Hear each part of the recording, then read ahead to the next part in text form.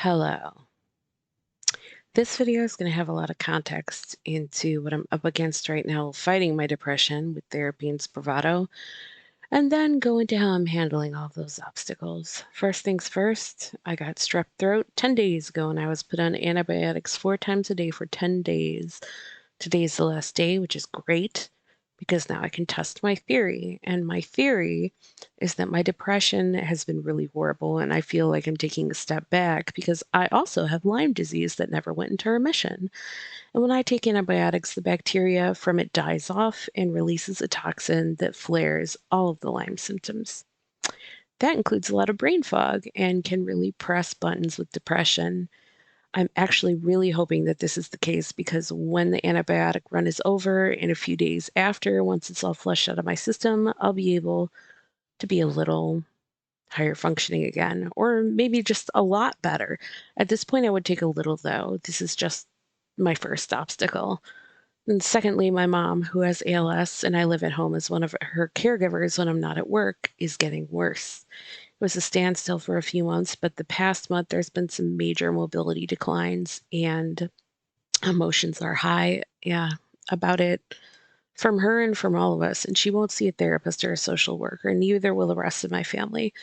So all this yelling, complaining, demanding, in both aggressive and passive aggressive remarks are just full blown. It is very taxing to live in and with.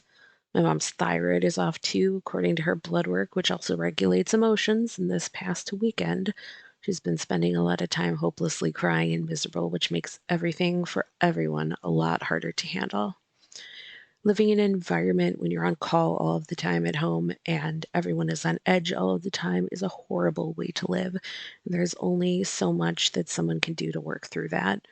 The last time I felt as down as I have in this past week was the beginning of all of this a year ago when she fell going to the bathroom when she could still walk using a walker and was in the hospital then in the ICU and then in a physical therapy rehab center for 3 months.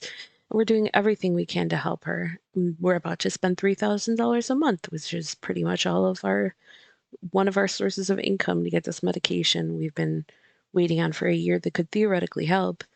And screw every single person who gave the thumbs up to making this medication so hard to get and so expensive. On that note itself, the financial stress is adding the pending factor of how we're going to survive all of this financially kind of anxiety. The third major thing that happened this week was that someone I was really close to just vanished off the face of the earth, and I felt like it was because of me. And looking at the evidence, there's a chance that that's true, but it's more likely than not they've got other things staring that person down. And I would like to be able to wholeheartedly believe that because when I am stuck in this dead space with no communication like that, I panic and freak out. Then, lastly, before I get to how I'm handling everything, is work. My old company was sold. I was hired on at a company that they transferred our clients to, so they have somewhere to go. And now I'm stuck splitting my job with 5 clients instead of 3 and working about 50% of the time in a clinic environment. And I absolutely hate it there. And I am tremendously like scared of getting sick and my nasal passages like getting stopped up and affecting my ability to be able to inhale Spravato when I have treatments. And I'm being as careful as I can about germs, but I work with kids, and there's plenty of kids in that clinic environment touching and sharing toys and gym equipment all day, and it's scary. So here's where I have to make a call on my progress because aside from the 1 week a few weeks ago that I wasn't able to get a dose because the specialty pharmacy hadn't sent the medication, I haven't missed a scheduled dose at all. And during all of this time, it's been a major struggle, and all of these things have been compiling and adding to the war on my mental health that I am in the midst of the highest heat of right now. And I don't know if, especially the Lyme flare, is making my ability to rebound and all of that like harder. But you have to admit, this is a lot of shit to deal with. And that being said, it's a lot of shit to deal with. And all of these things independently of each other and then together. I was on a call with my psychiatrist who I was telling I had like hours um, of like 90% level anxiety at the clinic work for sessions twice a week and how I've managed to get through them. And I advocated for myself for a reasonable accommodation at work at another location or something at those times. And so far, they've helped accommodate me with 1 day a week like that. I told her I'm miserable and struggling. She told me I'm doing so much better than I was at the beginning of all of this, and I'm rebounding so much better, and I'm so much more capable of rebounding, and I need to hang on to that.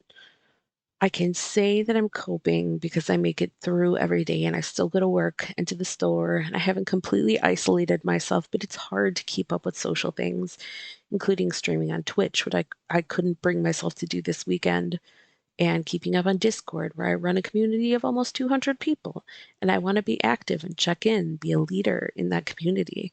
And I've fallen behind in answering messages across the board. I've gotten to the point where I'm in such horrible shape that I feel like I can't even talk to my friends because I'm just vomiting all over them. But my problems and stress and ruminations, and I feel like I'm just going to push everybody away. And despite everyone's arguments against that, I really have a hard time believing that that's the truth, and it is a mounting concern. In the end, life is going to continue to throw obstacles at me, regardless of whether or not I'm working toward treatment fighting depression and anxiety. And in this moment, how I am dealing with things and handling them is not easy at all.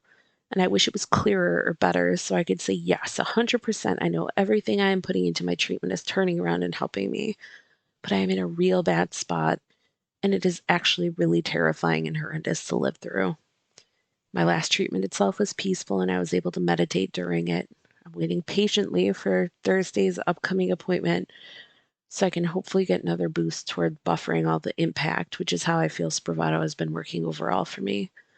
It might be the next time I can realistically relax without having to be on call or have other obligations in my face staring me down in an immediate manner during that 2 hour period where I'm in the hospital.